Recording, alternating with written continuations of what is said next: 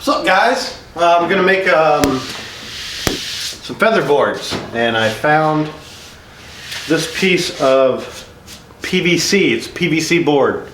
It's kind of light and airy. Hopefully this works. Check this out. It's pretty much extruded plastic, but I think it'll work good for what I want to do. I'm going to give it a go. If it doesn't work for feather boards, I'm pretty sure I can find a bunch of other pretty cool uses for this. One of those being that I realized it fits perfectly in my miter slot on my table saw, which no wiggle there. That's awesome. It's definitely going to be good for runners for a table saw sled or some other sort of jig. And I may actually make a jig to make this project. And I made a few of this style, different lengths for the table saw, or for that position on the router table. All right, guys, I'm going to be cutting these down at 30 degrees on the miter saw. And I'm just measuring up roughly 7 inches, 8, 9, 10, whatever you really need here. Another 30-degree angle. This is that jig that I made, and the gap that I created is just a little over 1/8 of an inch, just a hair thicker than my table saw. It allows these fingers or feathers to be cut at roughly 3.5 inches, about as high as my table saw blade would go. And I just keep moving down the line, makes it really simple.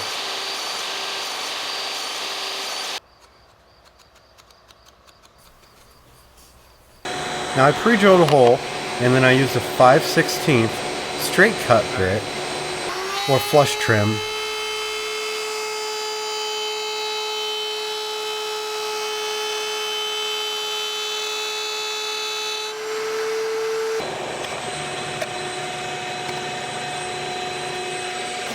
And then I also did the other side, and so I cut some of these with a 5/16 hole. And I also cut some of these with a 1/4 inch hole.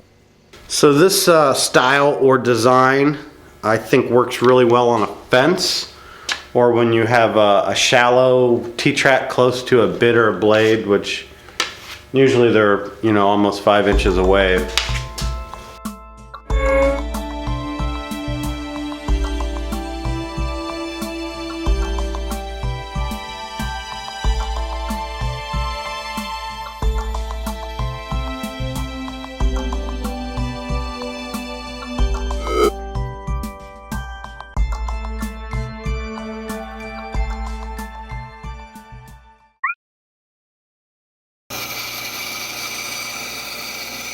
So here I use the bandsaw just to cut straight into this. Later on I ended up using the table saw just to make it straight and pretty. This is a 1/4 inch hole. It's actually just a hair over a 1/4 inch.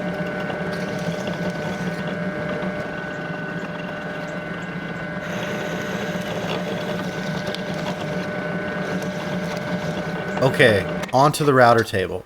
This time I've chosen an upward spiral bit. It pulls the piece down on the table to cut these slots. I had a few problems with the 5/16 straight bit and just jerk and throw the piece. This bit was well worth the 20 bucks that I spent on it to cut these slots. I'll probably be getting another one in 5/16.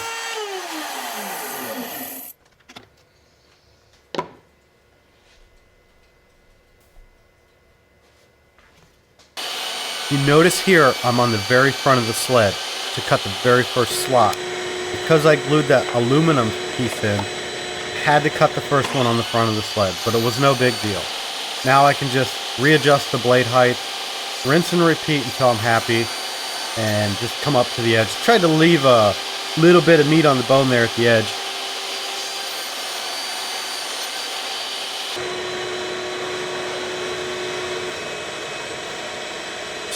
Just break it, yeah.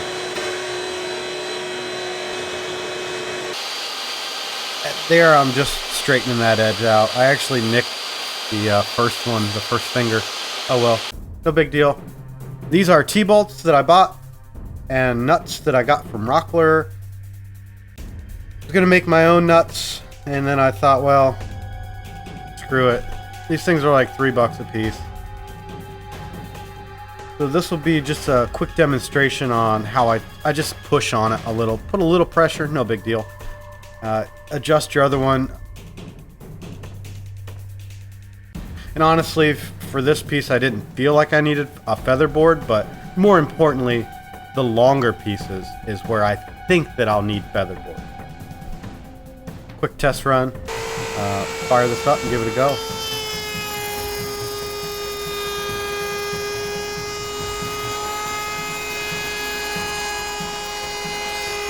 I'm actually really happy with how well that worked. I still feel like I wanted to put my hands in there and push.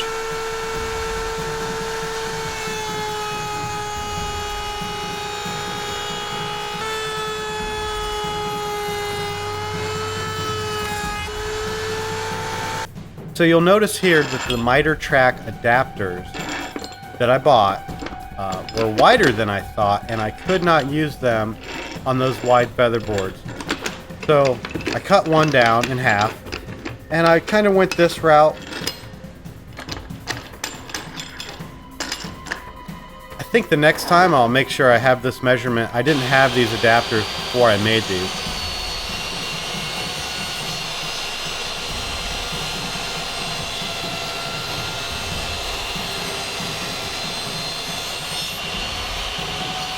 So I tried to slow this shot down so you guys can see those little feathers or fingers and how they work. I'm really happy with this PVC plastic stuff. I personally think it may be superior to wood.